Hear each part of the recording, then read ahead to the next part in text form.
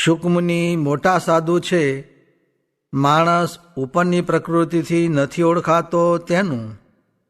સ્વામિનારાયણ હરે સંવત 1877 આસો વધી સાતમને દિવસ સાયંકાળને સમયે શ્રીજી મહારાજ ગામ શ્રી કારિયાણી મધ્યે વસ્તા ખાચરના દરબારમાં ઉત્તરાદા દ્વારના ઓરડાની ઓસરીએ ઢોલિયા ઉપર વિરાજમાન હતા ને માથે શ્વેત ફેંટો બાંધ્યો હતો ને શ્વેત ખેસ પહેર્યો હતો અને શ્વેત ચાદર ઓઢી હતી અને ઉત્તરાદે મુખારવિંદે વિરાજમાન હતા અને પોતાના મુખારવિંદની આગળ પરમહંસની તથા દેશ દેશના હરિભક્તની સભા ભરાઈને બેઠી હતી. પછી શ્રીજી મહારાજ બોલ્યા છે, આ શુકમુનિ બહુ મોટા સાધુ છે અને જે દિવસથી અમારી પાસે રહ્યા છે તે દિવસથી એનો ચડતો ને ચડતો રંગ છે, પણ મંદ તો પડતો નથી, માટે તો મુક્તાનંદ સ્વામી જેવા છે. એમ કહીને શ્રીજી મહારાજ બોલ્યા છે, મનુષ્યને પરસ્પર હેત થાય છે તે ગુણે કરીને થાય છે, અને અવગુણ આવે છે તે દોષે કરીને આવે છે. તે ગુણ ને દોષ તો માણસની ઉપરની પ્રકૃતિએ કરીને ઓળખાતા નથી.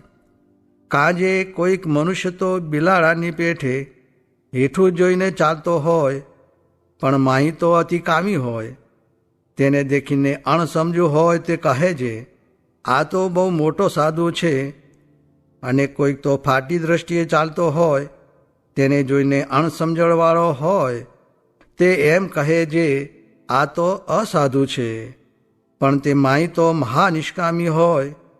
માટે શરીરની ઉપરની પ્રકૃતિ જોઈને મનુષ્યની પરીક્ષા થાય નહીં. પરીક્ષા તો ભેળા રહ્યા થાય છે. ભેળો રહે ત્યારે બોલ્યામાં જણાય, ચાલ્યામાં જણાય, ખાતે જણાય, પીતે જણાય, સૂતે જણાય, ઉઠતે જણાય, બેઠતે જણાય ઇત્યાદિ ક્રિયાને વિશે જણાય છે. અને વિશેષે કરીને તો ગુણ અવગુણ યુવાવસ્થામાં જણાય છે, પણ બાળ અવસ્થા તથા વૃદ્ધ અવસ્થામાં તો નથી જણાતા. કાંજે કોઈક બાળ અવસ્થામાં ઠીક ન હોય ને યુવાવસ્થામાં સરસ થાય, અને કોઈક બાળ અવસ્થામાં સારો હોય ને યુવાવસ્થામાં બગડી જાય છે.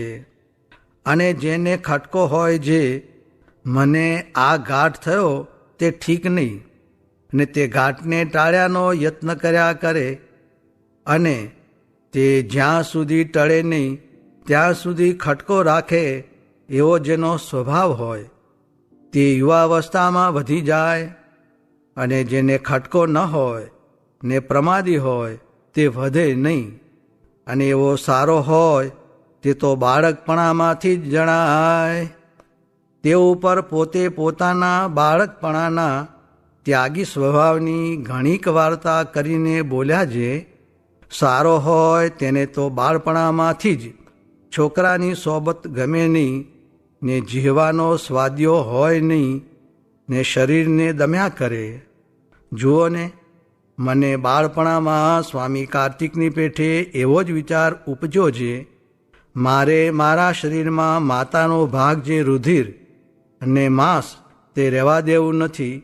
માટે ઘણેક પ્રયત્ન કરીને શરીર એવું સૂકવી નાખ્યું છે, શરીરમાં કંઈક વાગે તો પાણીનું ટીપું નિસરે, પણ રુધિર તો નિસરે જ નહીં. એવી રીતે જે સારો હોય તે તો બાળપણામાંથી જ જણાય.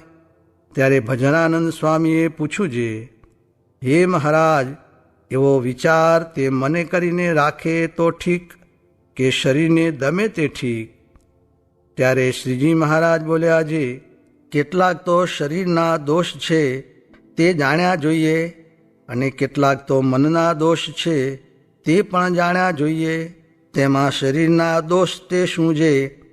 શિષ્ણ ઇન્દ્રિય વારંવાર જાગ્રત થાય, તથા તેમાં ચેડ થાય, તથા ઠેકડો ભરવો, તથા ઘડી એકમાં સર્વને જોઈ વળવું, તથા ઘડી એકમાં ઘણા પ્રકારના ગંધ સૂંઘી લેવા, તથા 20-25 ગાઉની મજલ કરવી, તથા બળે કરીને કોઈકને મળીને તેના હાડકાં ભાંગી નાખવા, તથા સ્વપ્નમાં વીર્યપાત થાય ઇત્યાદિ જે દોષ છે તે સર્વે દેહના દોષ છે, પણ મનના નથી.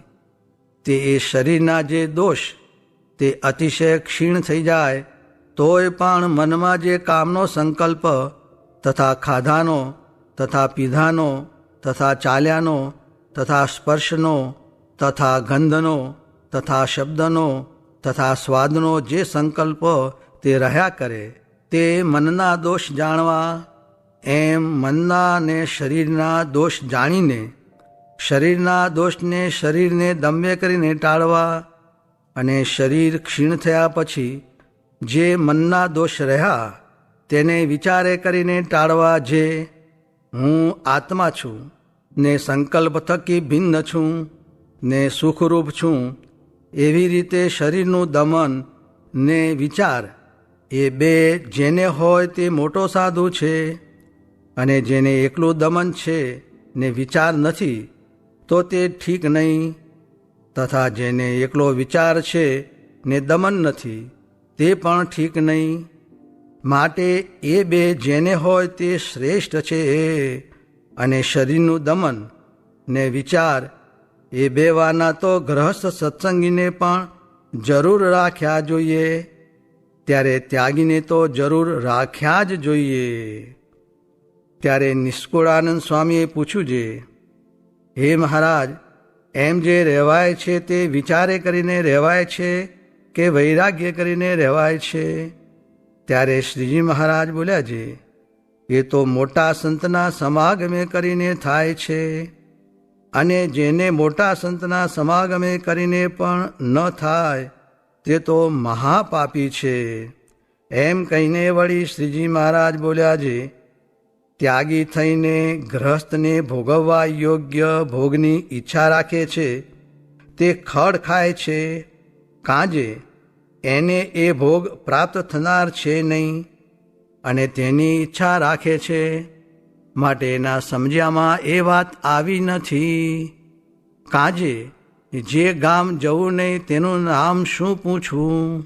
તેમ એણે જે પદાર્થનો ત્યાગ કર્યો છે ને તેની પાછી અભિલાષા રાખે છે તે શું આ દેહ કરીને એને પ્રાપ્ત થવાનું છે? તે તો જો આ સત્સંગમાંથી વિમુખ થાય તો પ્રાપ્ત થાય, પણ સત્સંગમાં રહે થકે તો થાય નહીં. માટે સત્સંગમાં રહે થકે તે ભોગની જે ઈચ્છા રાખે છે તે મૂર્ખ છે. કેમ જે સત્સંગમાં જે રહેશે તેને તો જરૂર પાડ્યું જોઈશે. જેમ કોઈ સતી થવાને નિસરી ને પછી અગ્નિ જોઈને પાછી વળે તો તેને શું તેના સગા પાછી વળવા દે? એ તો જોરે કરીને બાળે. અને જેમ કોઈ બ્રાહ્મણી હોય અને તે વિધવા થઈ અને તે જો સુવાસિનીના જેવો વેશ રાખે તે શું તેના સગા રાખવા દે? ન રાખવા દે. તેમ જે સત્સંગમાં રહીને અયોગ્ય સ્વભાવ રાખે છે તેને એવી રીતે વાત સમજવામાં આવી નથી. અને જો આવી હોય તો અયોગ્ય સ્વભાવ રહે નહીં. એવી રીતે વાત કરીને શ્રીજી મહારાજ જય સ્વામિનારાયણ કહીને શયનને અર્થે પધારતા હવા ઇતિ વચનામૃતમ. એ રીતે કાર્યાણી પ્રકરણનું ત્રીજું વચનામૃત જે તે થયું. મોટા શેરનું સેવન તથા અધિકાર તથા ધનનો પ્રસંગ એ આદિક જીવને બગાડવાના હેતુ છે, માટે સમજી રાખવો. સ્વામિનારાયણ સ્વામીએ વાત કરી છે, છેલ્લા પ્રકરણના 35ના વચનામૃતમાં કહ્યું છે જે 6 લક્ષણે યુક્ત સંત હોય તેની સેવા કરે ભગવાનની સેવાનું ફળ થાય છે, ને તેનો દ્રોહ કરે ભગવાનના દ્રોહનું પાપ લાગે છે. માટે આજ તો બહુધા આખો સત્સંગ એવો છે. સ્વામિનારાયણ સ્વામીએ વાત કરી છે, બ્રહ્મવેતાને મતે તો વેદનો માર્ગ જે વિધિ નિષેધ તે પણ ગણતીમાં નથી. એમ જળભરતે રહુગણને કહ્યું, એની સમજણમાં તો આત્મા ને પરમાત્મા એ બે જ વાત રાખવી એમ કહ્યું. ને તે ઉપર છેલ્લા પ્રકરણનું છેલ્લું વચનામૃત વંચાવ્યું ને બોલ્યા જે આ વચનામૃતમાં પણ આત્મા ને પરમાત્મા એ બે વાતનો વેગ લગાડી દેવો એમ મહારાજનો સિદ્ધાંત છે. સ્વામિનારાયણ સ્વામીએ વાત કરી જે સર્વ સાધન કરતાં સંગ બળવાન છે, કેમ જે સંગ થકી સર્વ વાત થાય છે, પણ સંગ વિના કોઈ કામ થતું નથી. માટે સર્વમાં પ્રથમ સંગ મુખ્ય છે. ને મોક્ષનો માર્ગ પણ સંગ થકી સમજાય, ને વ્યવહાર માર્ગ પણ સંગ થકી આવડે છે. માટે સંગની બરોબર કોઈ સાધન નથી. દેશકાળાદિક 8 કહેવાય છે, તેમાં પણ સંગને મુખ્ય કહે છે. તથા 9 પ્રકારની ભક્તિમાં પણ શ્રવણ ભક્તિને મુખ્ય કહી છે, તે પણ સંગ થકી આવે છે. અને શિક્ષાપત્રીમાં પણ નિત્ય પ્રત્યે સાધુનો સમાગમ કરવો એમ કહ્યું છે. ને વચનામૃતમાં પણ સંગનું અધિકપણું બહુ ઠેકાણે કહ્યું છે. માટે સર્વશાસ્ત્ર સત્પુરુષનો સંગ કરવાનું પ્રતિપાદન કરે છે. તે સંગ કરવો, તેમાં પણ જેવા પુરુષનો સંગ થાય તે થકી તેવો સમાસ થાય છે. ને સર્વદેશી પુરુષનો સંગ થાય તો સર્વદેશી જ્ઞાન પ્રાપ્ત થાય છે. ને એકદેશી સંગ થકી સર્વજ્ઞાન પમાય નહીં. કેમ જે ધર્મ, જ્ઞાન, વૈરાગ્ય, ભક્તિ, મહિમા આદિકમાંથી જેને જે અંગ મુખ્ય હોય તેના સંગ થકી તે વાત સમજાય. અને સર્વે અંગ સંપૂર્ણ હોય તેના સંગથી સર્વે વાત સમજાય છે. માટે સર્વદેશી સંગ મળવો બહુ દુર્લભ છે. અને સંગ કરવો, તેમાં ગુરુની શુદ્ધિ 3 પ્રકારની જોવી. તેની વિકતિ જે એક તો તેનું પંડનું વર્તન હોય તેનો તપાસ કરવો, બીજું તેણે જેને સેવ્યા હોય તેનું સામર્થ્ય જોવું, અને ત્રીજું તેના સંગ થકી જે થયા હોય તેને જાણવા એમ તપાસ કરવો. સ્વામિનારાયણ હરે સ્વામીએ વાત કરી છે, સત્ય, હિત ને પ્રિય એવું વચન બોલવું, ને ઉપેક્ષા રહિત બોલવું, પણ આગ્રહથી વચન કહેવું નહીં. સ્વામિનારાયણ હરે સ્વામીએ વાત કરી છે, નવરાશ હોય ત્યારે ભગવાનની મૂર્તિને લઈને બેસવું. ને તે મૂર્તિ તે શું છે? ભગવાનની કથા, વાર્તા અને ધ્યાન એ ભગવાનની મૂર્તિ છે. ને દેહ હોય ત્યાં નિદ્રા, કામ, સ્વાદ, લોભ એ સર્વે દેહ ભેળા હોય. માટે તેને તો દેહ ભેળા જ કરી રાખવા. ને કોઈ વ્યસન રાખે છે, અફીણનું, હોકાનું, સ્વાદ રાખે છે, લોભ રાખે છે, એ સર્વે સુખ જેવા જણાય છે, પણ એ તો દેહને દુઃખ દે એવા છે. સ્વામિનારાયણ હરે સ્વામીએ વાત કરી છે, આમાં રહીને વર્તમાન ન પાડે એ કેવું કહેવાય? વળી વર્તમાન દીવા જેવા પાડે, ને મંદિર, આચાર્ય ને મોટા સાધુનું ખોદે, એથી ભૂંડો કોણ? એ તો ઓલ્યાથી પણ ભૂંડો. સ્વામિનારાયણ હરે સ્વામીએ વાત કરી છે, આ તો તમને ઘડી ઘડી પોરો દઉં છું.